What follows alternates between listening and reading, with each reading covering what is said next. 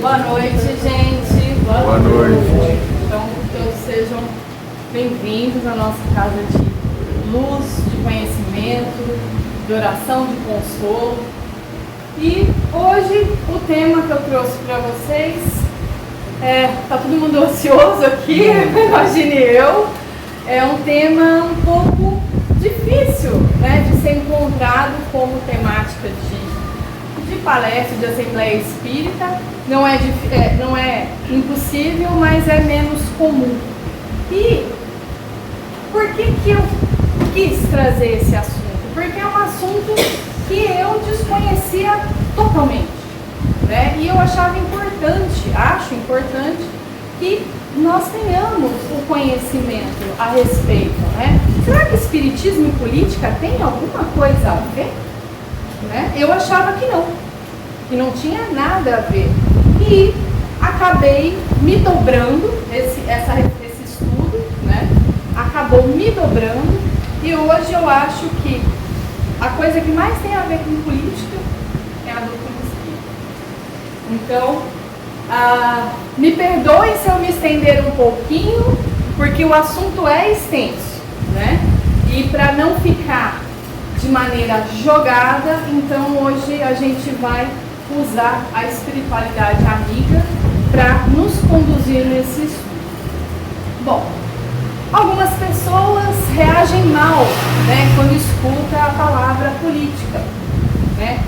Só que a gente vê que a maioria das vezes essa reação é gerada pelo preconceito, né, e pela desinformação, como eu era totalmente desinformada nesse quesito. Só que na realidade, quando a gente começa a estudar o assunto, a gente vê que a política ela está presente em tudo que o homem realiza. Todos nós somos políticos, né?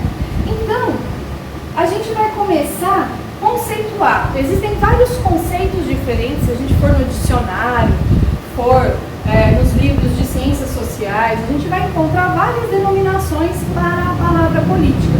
E hoje eu achei interessante a gente usar esse conceito de política. Hoje toda a nossa reflexão vai ser baseada nesse conceito. A política é a ciência da busca do bem comum dos homens que vivem em sociedade. E aí, naquela slide inicial, tinha uma frase de Bezerra de Menezes que ele a disse enquanto encarnado, enquanto investido num cargo político.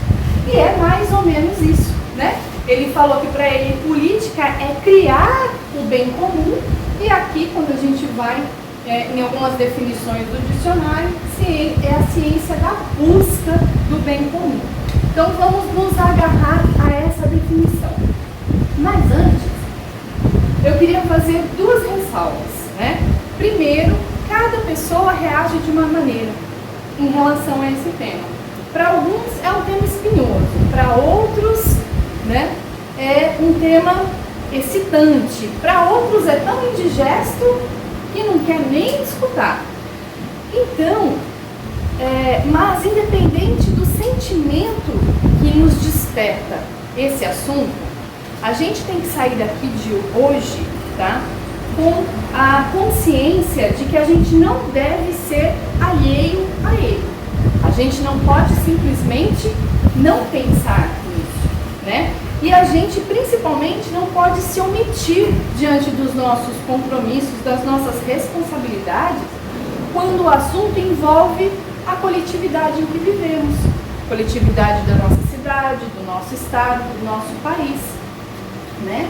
E sabendo ou não sobre o assunto, participando ou não da política, seja ela, né, das discussões políticas ou da política partidária, a gente pode ter a certeza que ela vai influenciar positivamente ou negativamente a vida de todos nós.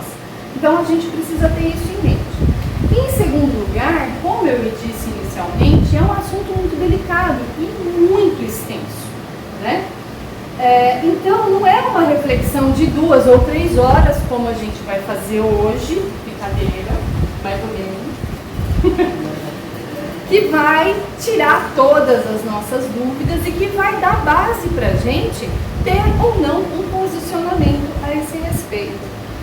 Então, eu queria deixar a sugestão de uma consulta, de um material de consulta, que depois de realizar esse estudo, né, eu cheguei à conclusão de que é obrigação de todos nós espíritas lermos esse material. Não só lermos, refletirmos, né, estudarmos e refletirmos.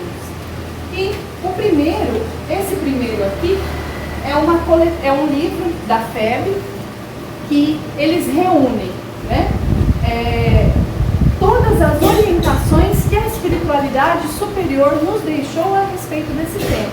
Então, são textos, é uma compilação de textos de Emmanuel, de André Luiz, Joana de Ângeles, Humberto de Campos, Manuel Filomeno de Miranda e outros, tá? E é claro, esse livro, as recomendações, começa com as recomendações de Allan Kardec. Tudo a respeito, tudo que a espiritualidade já nos falou a respeito da política. Então, para mim, é o primeiro material de consulta, o mais confiável. E esse outro livro é um livro escrito pelo bacharel em Ciências Jurídicas e Sociais, Ailton Paiva. Inicialmente ele foi escrito em 1982 e foi publicado pela DICESP. E hoje ele foi republicado pela FEB. E ele faz, como ele é bacharel em Ciências Sociais, ele vai fazendo, né, a reflexão da visão espiritual e social da humanidade e comparando os diversos temas com os capítulos do Livro dos Espíritos, né? Principalmente com a terceira parte. Então, eu cheguei, assim, depois de realizar esse estudo, né, que se a gente estudar conscientemente esse material e outros materiais espíritas que existem, que esses são só dois, né, que eu achei que são os mais completos, vai ajudar muito a gente a exercer com consciência o nosso direito de poder escolher quem é que vai, né, compor os poderes. E, dito isso, então agora sim, a gente pode, eu recomendo, tá, gente? É uma leitura extensa, mas é necessária. Então, dito isso, a gente pode agora realmente começar a nossa reflexão, né, sobre como deve ser a nossa conduta como espíritas perante a política. Então, a gente já definiu o conceito de política que a gente vai usar nessa noite. A ciência da busca do bem comum dos homens que vivem em sociedade. Mas esse conceito de política surgiu lá na filosofia, né, como uma forma de transformar a realidade e garantir a igualdade de direitos entre os diferentes membros, né, da sociedade, para o quê? Evitar conflitos, né, e melhorar cada vez mais as instituições de poder. E Aristóteles, que é um filósofo grego, ele escreveu que o homem é um animal político. Só que ele não estava sendo nem irônico e nem estava brincando quando escreveu isso. Porque política, outra definição de política, é toda a atividade que as pessoas praticam com o objetivo de influenciar os acontecimentos, o pensamento, mas sobretudo as decisões da sociedade em que vivem. Então, uma vez que a vida comum, a nossa vida comum, é ordenada por sistemas políticos, certo? Aliás, por sistemas de governo. Então, eu querendo ou não participar, eu podendo ou não atuar na vida política, né, eu vou receber, direta ou indiretamente, os efeitos desse sistema. Não é? Se ele rege a vida comum, então eu estou sujeita às ações, né, às consequências disso. E nós fazemos política com mais frequência do que imaginamos, sem ter consciência disso, né? Quando a gente comenta sobre qualquer questão da sociedade, ou até mesmo faz um comentário sobre o governo, a gente está fazendo política. Quando a gente defende uma causa, a gente está fazendo política. né? Então a política está mais presente na nossa vida do que a gente imagina. Todos os dias estamos sendo políticos, até mesmo dentro das nossas casas. Afinal, as regras são da mãe e do pai. Então, se eu tenho regras, se eu tenho ordenamento, eu tenho um sistema político, até dentro da minha própria casa. E a gente tem que lembrar que a gente pode olhar a política como ciência, como a gente já viu, e também como arte. A ciência é quando as pessoas estudam os fenômenos políticos, né, à luz da razão, através de pesquisas. Nós temos vários órgãos que fazem esse tipo de pesquisa, no Brasil e no mundo. E arte? Como é a arte da política? A arte compete aos próprios agentes políticos que vão cuidar das questões públicas.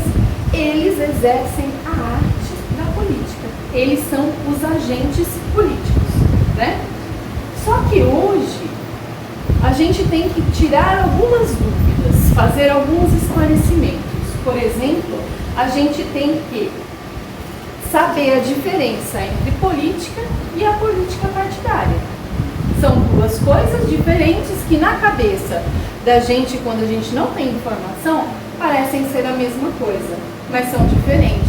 Porque a política, como ciência ou como arte, vai envolver a estrutura, a organização e o funcionamento do Estado, independente de quem está atuando ali, né?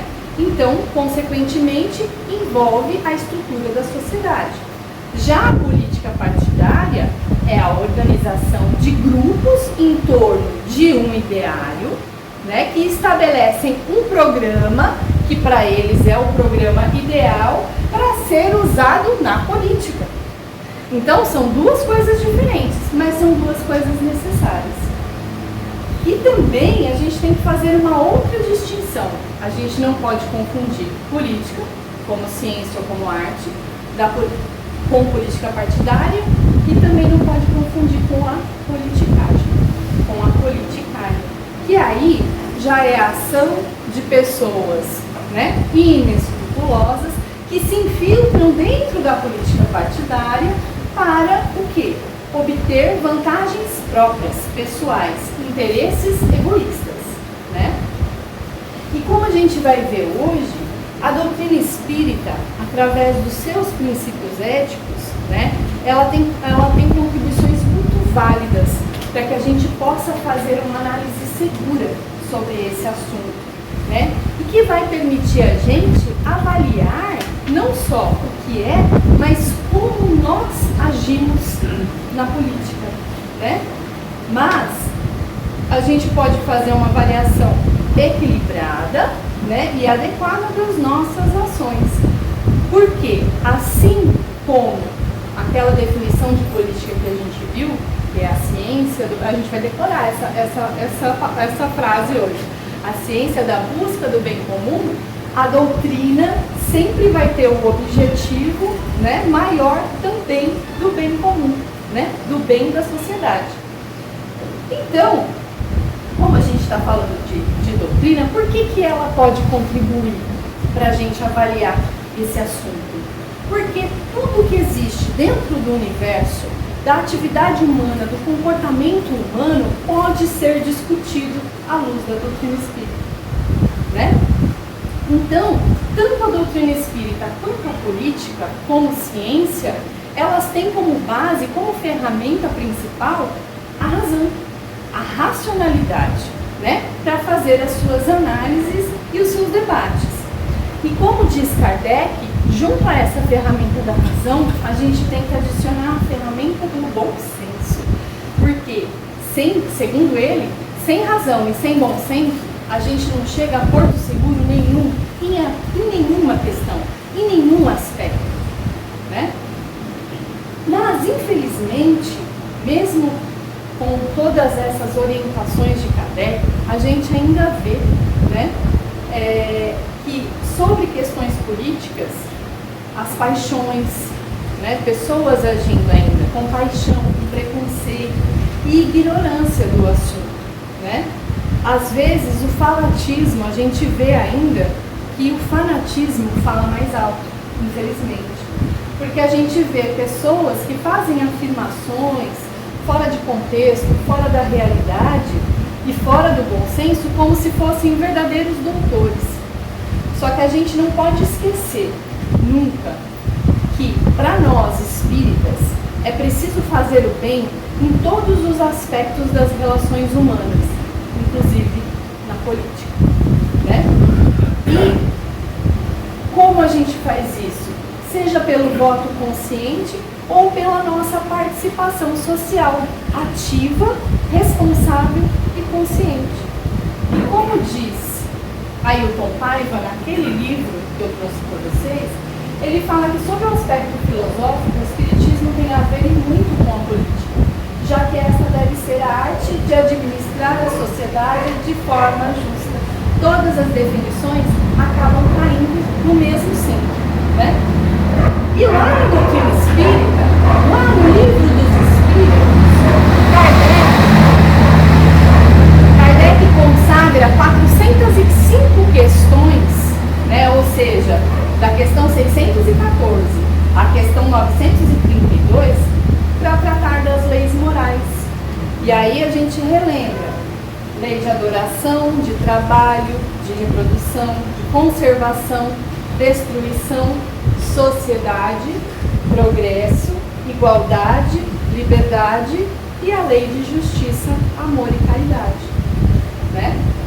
Então, a gente aprende que essas leis é que regem o relacionamento do homem com Deus, regem o relacionamento do homem com o planeta em que vive e regem o relacionamento do homem com as sociedades em que participa. Ora, a política normalmente não está...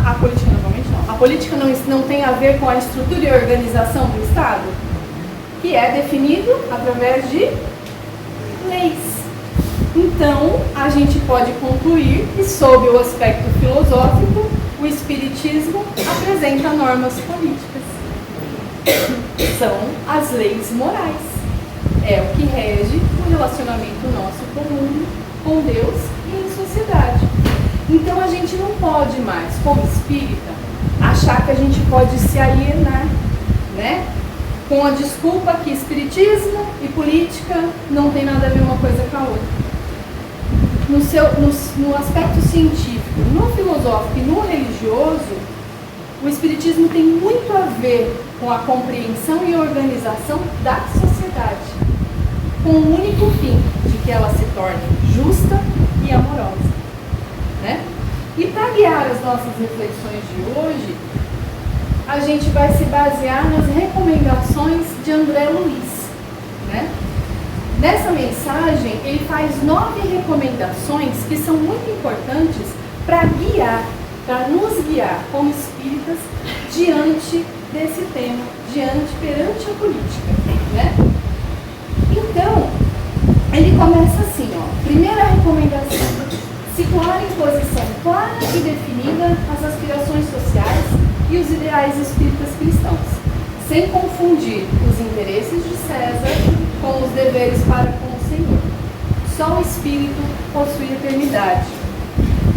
Como nós vimos antes, o Espiritismo possui sim as suas aspirações sociais e os seus ideais, que, em aspecto mais amplo, como nós vimos, são posicionamentos políticos. Mas a gente não pode confundir os interesses do mundo com os interesses espirituais. É difícil a gente, aliás, é fácil a gente perder a linha de separar essas coisas. Normalmente, a gente dá uma escapadinha, a gente se perde entre o que é de Deus e o que é de César, né? E a gente tem que lembrar que enquanto somos cidadãos, a gente pode sim cuidar dos nossos interesses mundanos, mas a gente não pode querer que o Espiritismo cuide dos nossos assuntos particulares, né? E também a gente não pode esquecer a nossa verdadeira natureza. Somos espíritos imortais e isto é apenas uma passagem e não uma finalidade em si. A gente não pode perder esse ponto de vista. O Espiritismo, ele vai se ligar a todos os campos das atividades humanas, mas não para se embrenhar neles, e sim para iluminá-los, né, com as luzes do Espírito. A função do Espiritismo é servir o mundo através de Deus, e não servir Deus através do mundo. E se a gente for ver, todos os ideais democráticos hoje discutidos no mundo, apresentados, surgiram da onde? Dos ensinamentos de Jesus. Todas as noções de igualdade, liberdade, fraternidade surgiram da onde? Dos ensinamentos do Mestre. Só que o X da questão é encontrar o elemento humano que vai, que esteja disposto a executar esses princípios sublimes. Porque, infelizmente, a gente ainda vê que aqueles que se atiram em busca, né, da conquista desses postos de autoridade, do poder humano, eles, na maioria das vezes, ainda se encontram mais ligados aos seus próprios interesses. Eles estão interessados com os seus posicionamentos e não nos ideais de fraternidade do Cristo. Então, o grande desafio para nós espíritas é participar dessa transformação moral, mas alicerçado aonde? Nas leis morais, né? E a gente não pode esquecer, como Emmanuel disse, de que o mundo é de Deus e não de César. O mundo é de Deus e não dos homens, não do poder humano.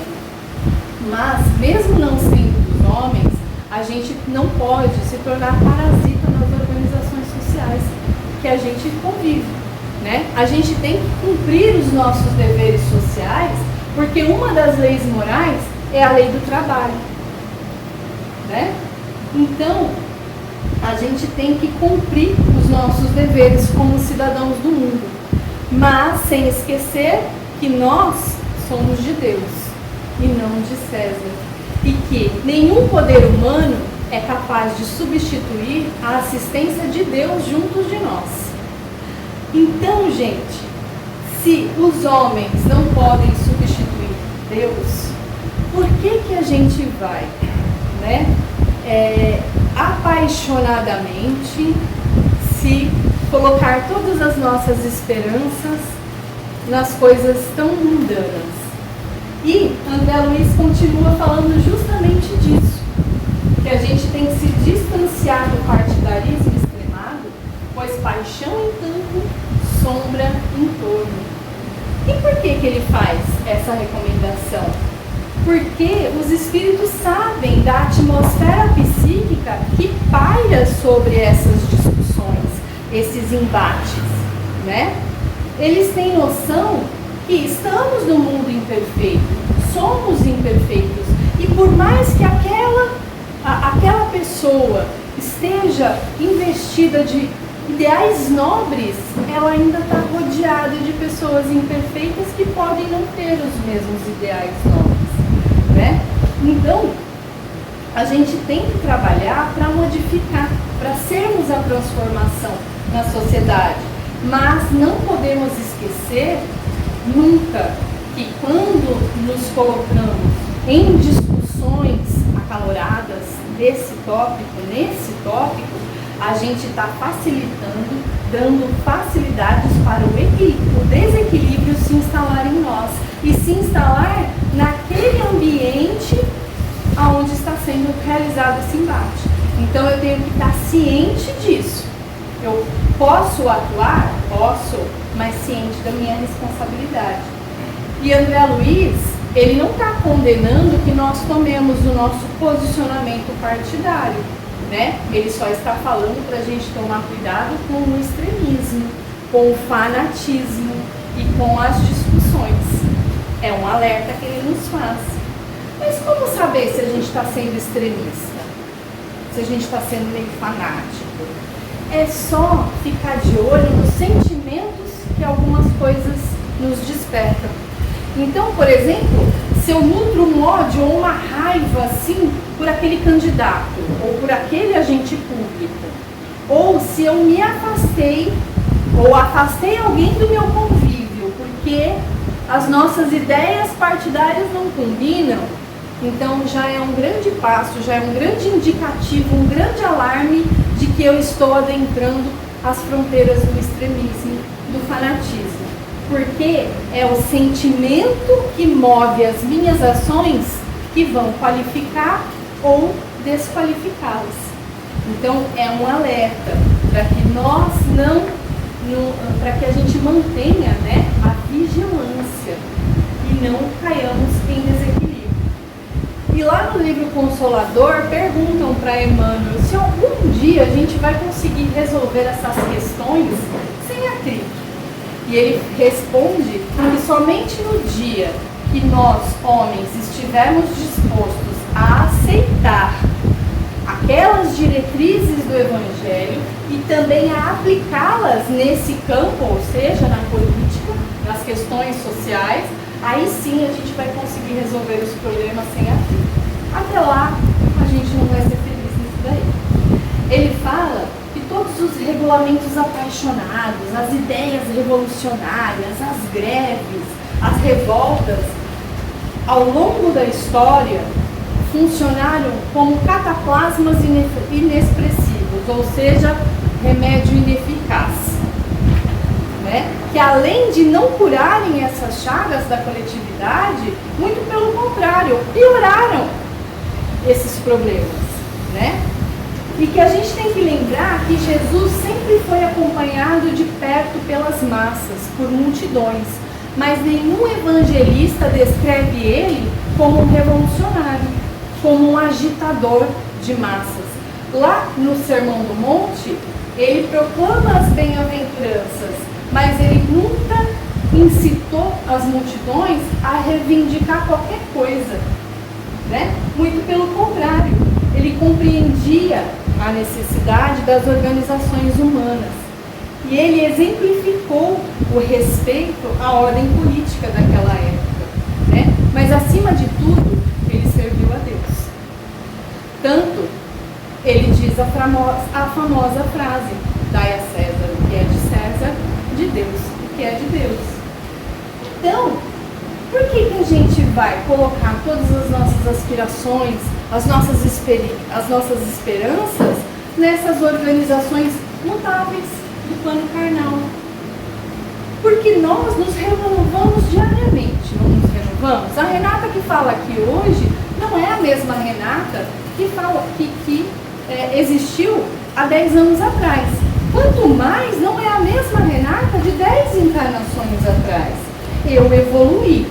Posso não ter evoluído muito, né? Deu uns passinhos assim, formiguinha. Mas eu não sou mais a mesma pessoa. Eu me renovei. Assim funciona com qualquer coisa que diz respeito ao plano carnal. A ciência de hoje já consegue fazer coisas, nos explicar coisas e nos fornecer coisas que a ciência de 50 anos atrás não conseguia. E a ciência de hoje não será capaz de fazer o que a ciência daqui a 100 anos será capaz. A política é igual. A política de ontem deu lugar para a política de hoje. Ou seja, as lutas, as guerras, as revoltas deram lugar para a autoridade do militarismo. E a autoridade do militarismo cedeu para o direito da democracia.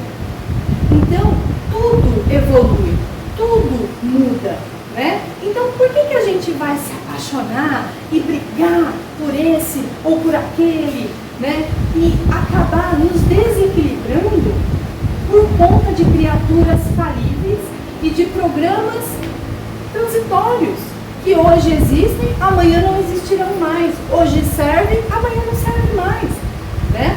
A gente não pode esquecer que a civilização de agora é sucessora da civilização que faliu. As nações hoje são construídas em cima dos escombros das nações de antigamente, né? Então, tudo muda no plano carnal. Aqui não é finalidade, aqui é meio. Por quê? Então, que a gente vai se desequilibrar por conta de coisas que vão mudar, né?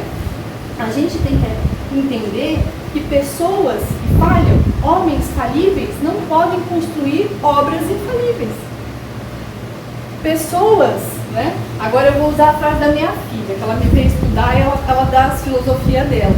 Somos seres finitos prometendo eternidades, né? Ou seja, nós não somos capazes de fazer nada que seja infalível e que seja eterno. Quem pode fazer isso? Somente Deus, né? O que compete a nós, espíritas, é sermos partidários de Jesus, né? E trabalhar, cooperar na sua obra, que é lenta e paciente e longa, mas é eterna e definitiva. É isso que a gente tem que fazer.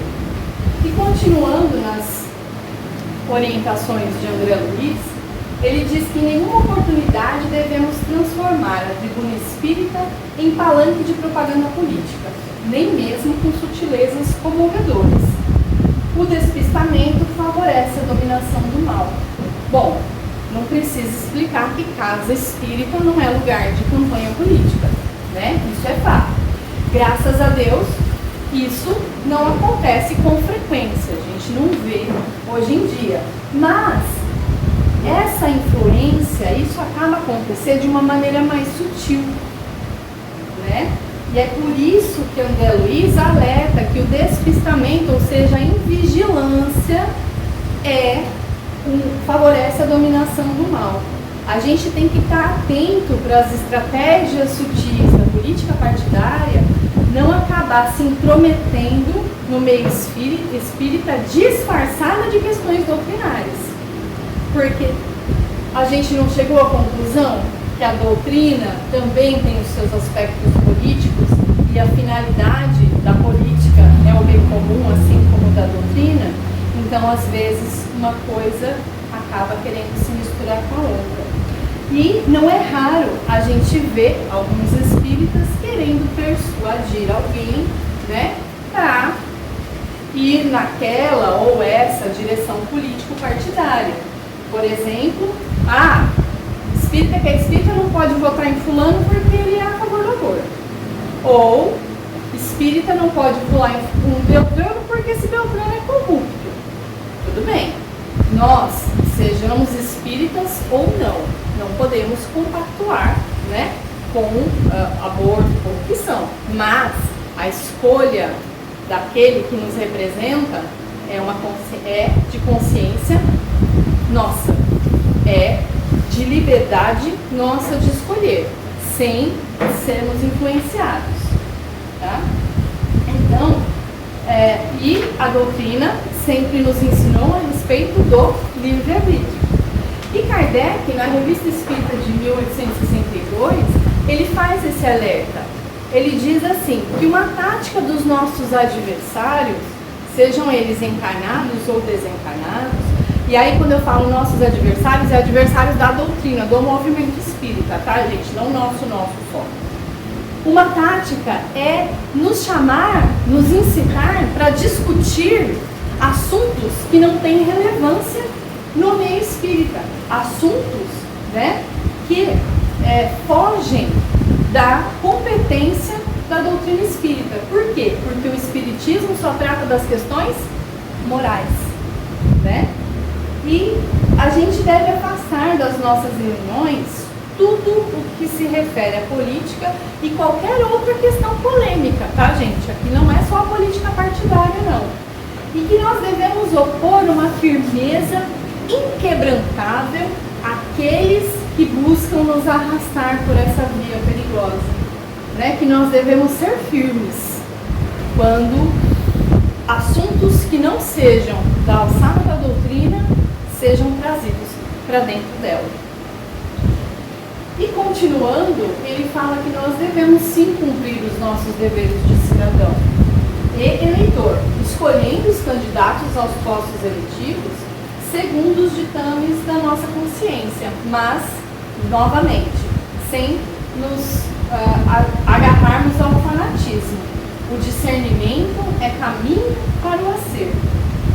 Então, se é saudável a nossa atuação, né, na vida política, a nossa participação, a gente não pode esquecer do equilíbrio e da ponderação. Então, todos nós, espíritas conscientes e lúcidos, a gente tem que fazer com que a nossa participação na sociedade seja pautada no amor, na justiça e na caridade. É receita para o acerto, sempre na vida, na política, em qualquer assunto. E nós temos que garantir o estudo e a reflexão daquela terceira parte do Livro dos Espíritos, daquelas 405 questões que são as leis morais, que esse é o programa político da doutrina. E confrontar esses princípios morais contidos no Livro dos Espíritos com os princípios e com os objetivos daquele partido ou daquele candidato que eu possa vir, né, que eu esteja pensando em apoiar. É baseado na doutrina espírita que eu vou fazer, ou seja, baseado no conhecimento moral, na transformação moral, é que eu vou fazer as minhas escolhas, né? E nós podemos sim atuar na sociedade, em organizações, em movimentos, nós podemos, mas desde que essas organizações, movimentos, instituições também prezem pela justiça, pelo amor, pela caridade, pela fraternidade, né? Pelo progresso intelectual, moral e físico do ser humano, certo? Então, associações de classe, diretórios acadêmicos, movimentos de respeito e defesa dos direitos humanos, da causa animal, tudo isso eu posso participar ativamente, mas sempre com a minha atuação pautada no bom senso, na razão e na civilidade, né? E aí, novamente, é receita para o sucesso. E a gente também pode, como espírita, participar de agremiações partidárias, desde que a gente tenha vocação para tal. Por que não? Mas sabendo que eu tenho uma baita de uma responsabilidade nesse quesito, nesse campo. Porque qualquer militância que eu faça tem que ser voltada para o interesse humano, apenas. Tanto no seu aspecto social quanto espiritual. Eu não posso negar a doutrina que eu professo nessas questões. Continuando, ele diz que a gente tem que repelir qualquer acordo político, né, que com o empenho da consciência individual pretextem defender os princípios doutrinários ou aliciar prestígio social para a doutrina em troca de votos ou a solidariedade a partidos e candidatos. Ele diz que o espiritismo não pactua com interesses puramente terrenos. É outra orientação de André Luiz. E para a gente entender essa orientação, a gente pode imaginar que pode sim acontecer de candidatos que prometem ajudar a causa espírita em troca de uma ajuda, com votos e etc. Né? E como diz André, a gente tem que lembrar que a doutrina, como instituição, não tem representante na política. Nunca teve e nunca vai ter. Né? Então, espíritas não fazem acordos ou conchavos, pois a nossa doutrina, o nosso movimento espírita, não depende de verbas e nem do poder mutável do mundo para continuar as suas atividades. Tá? E eu queria frisar que nós espíritas, mantendo essa posição clara e definida, a gente vai estar evitando o erro que cometeu Judas. Porque, por política, né, devido à sua ambição política, ele levou Jesus à cruz, né, a pretexto de acelerar a vitória do Evangelho.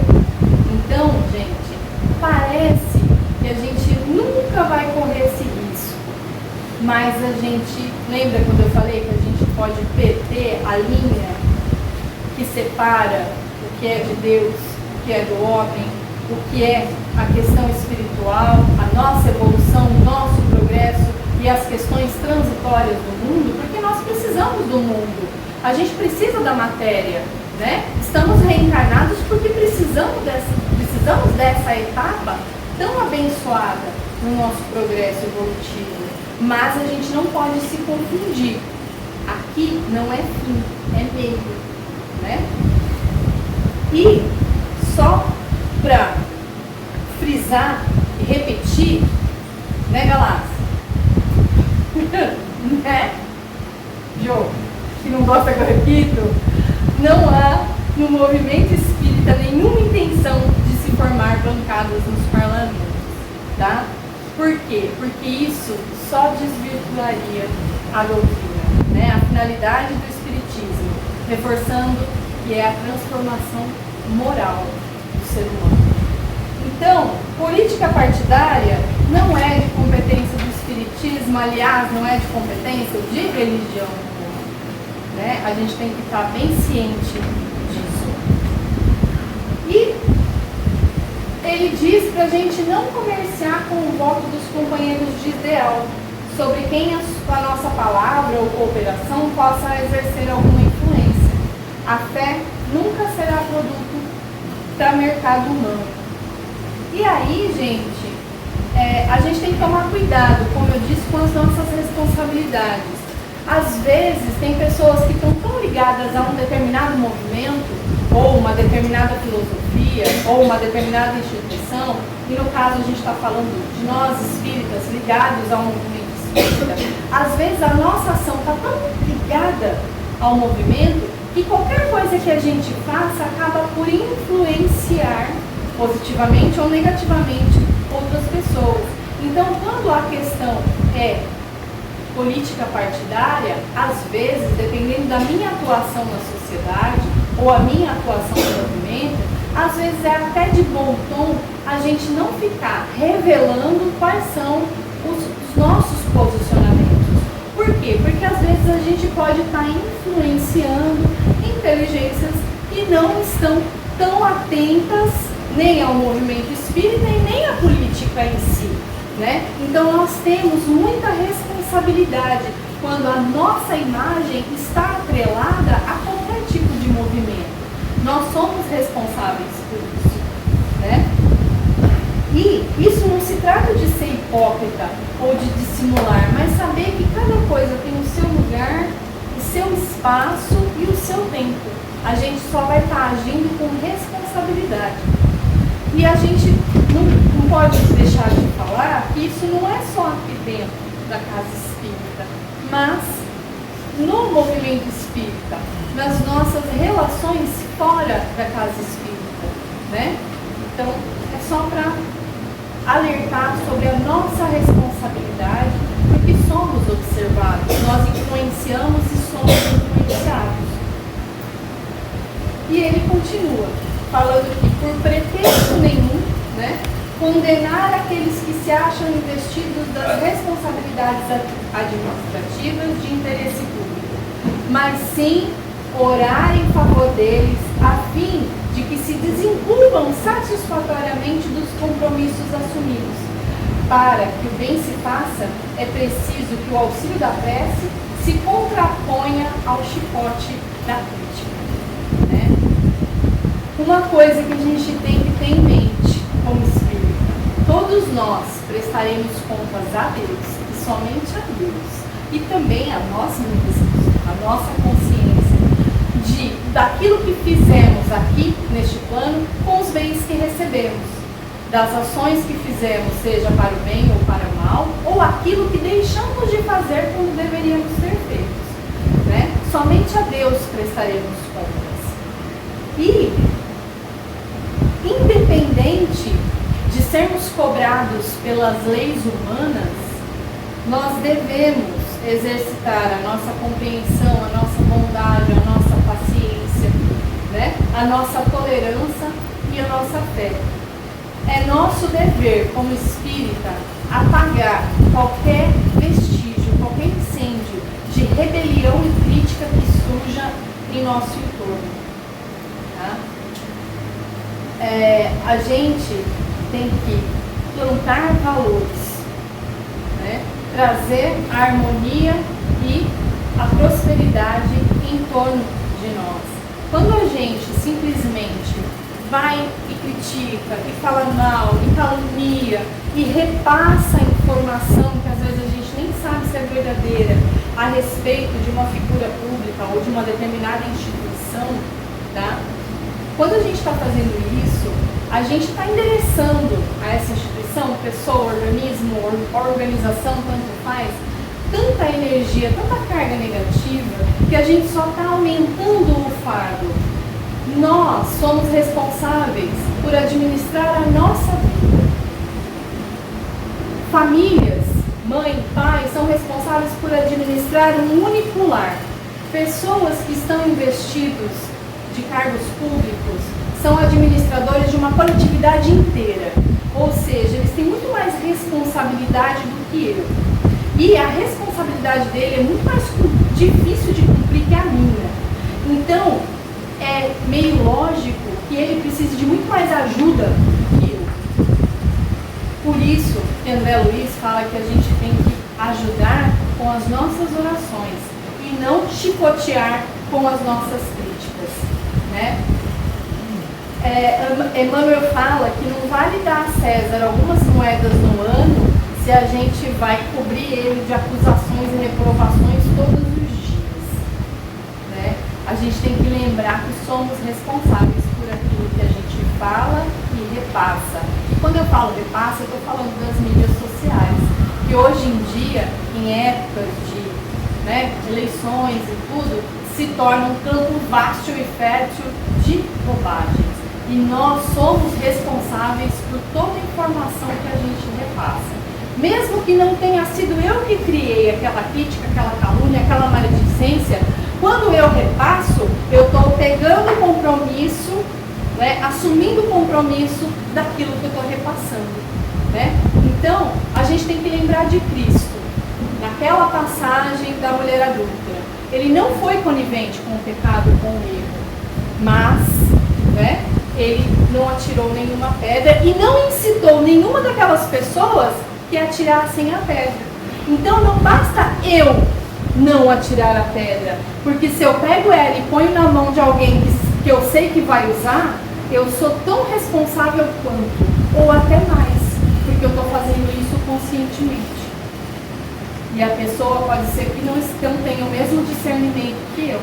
E André Luiz, ao longo da mensagem inteira, ele fala que todos esses assuntos, toda essa temática tem que ter muito discernimento, né? Então, a gente tem que fazer com que nós sejamos a estação terminal de qualquer intenção negativa que chegue, de qualquer palavra negativa que chega até nós temos que ser a estação terminal, não passar adiante, certo?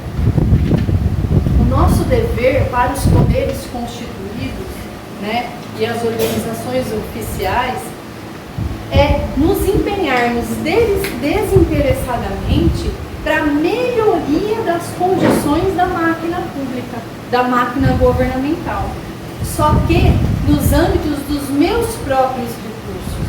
Porque uma ação boa, uma ação benéfica, um ato de ajuda pessoal fala muito mais alto do que qualquer crítica.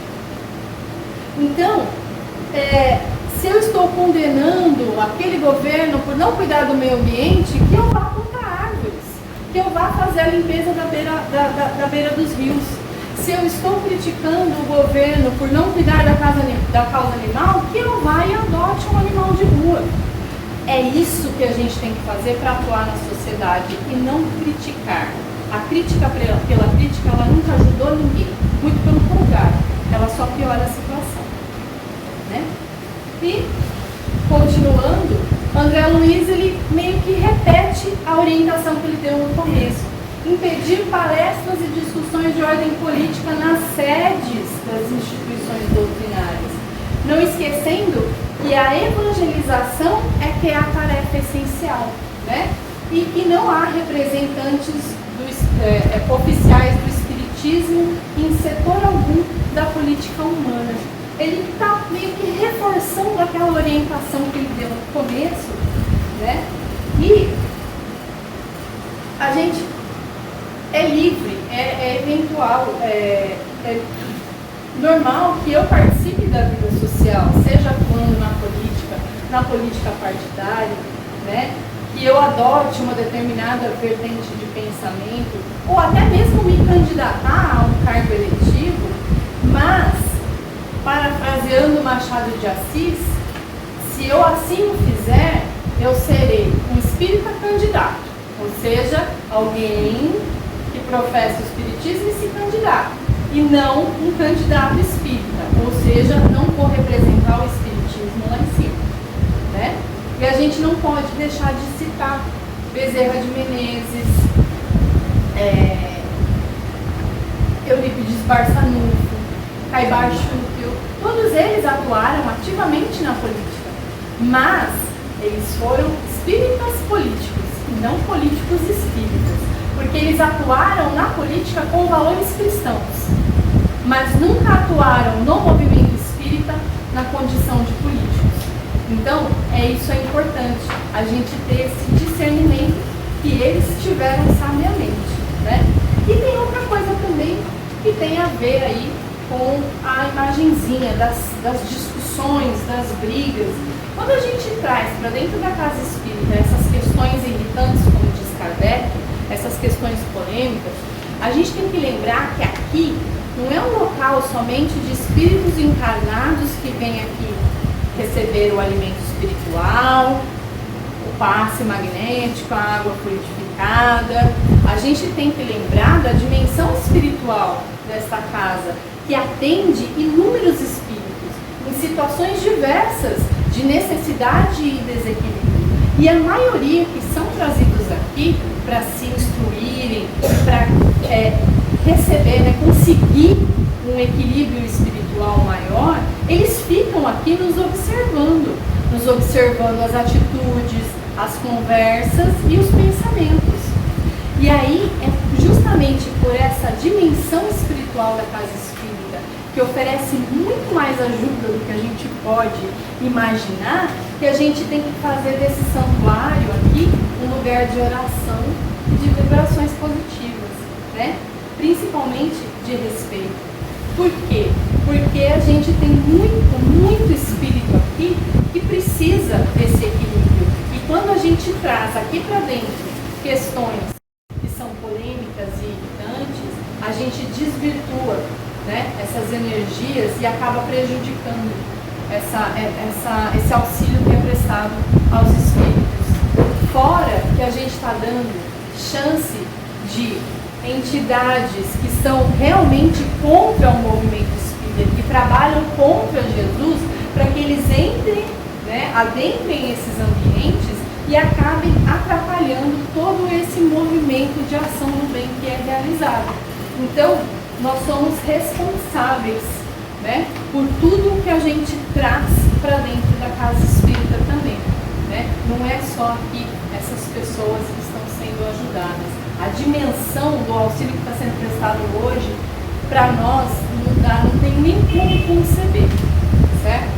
E ele finaliza a mensagem repetindo a frase de Jesus lá do Evangelho de Lucas: nenhum servo pode servir a dois senhores. Jesus, ao longo do seu ministério, ele jamais tomou parte nos poderes humanos do seu tempo, né? Só que ele também não teve, ele sabia que não tinha oportunidade de diálogo com César, porque César ainda estava com sede de poder, né? A sua luta, a luta do Cristo era outra, assim como a luta de Kardec, é a do bom combate, né? E esse Jesus foi seguido de perto por outro guerreiro da paz, Paulo de Tarso, né? E mais para frente por outros da não violência, como Mahatma Gandhi, Luther King, Mandela, Madre Teresa de Calcutá, todos eles, né? E centenas de milhares outros que a gente nem conhece, nem tem conhecimento. Todos eles lutaram um bom combate, em benefício do bem comum da sociedade, mas da maneira correta, da maneira saudável. E como diz Emmanuel, a gente não precisa respirar o clima da política do mundo, né, para cumprir o dever que nos cabe como cristãos, como cidadãos do universo. E que a gente tem que se espelhar em Jesus, porque ele administrou servindo, né? Ele atuou,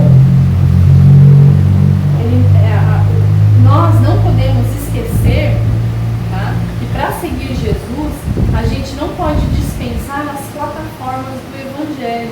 E quais são elas? Amar a Deus sobre todas as coisas, de todo o nosso coração e de todo o nosso entendimento. Amar ao próximo como a nós mesmos.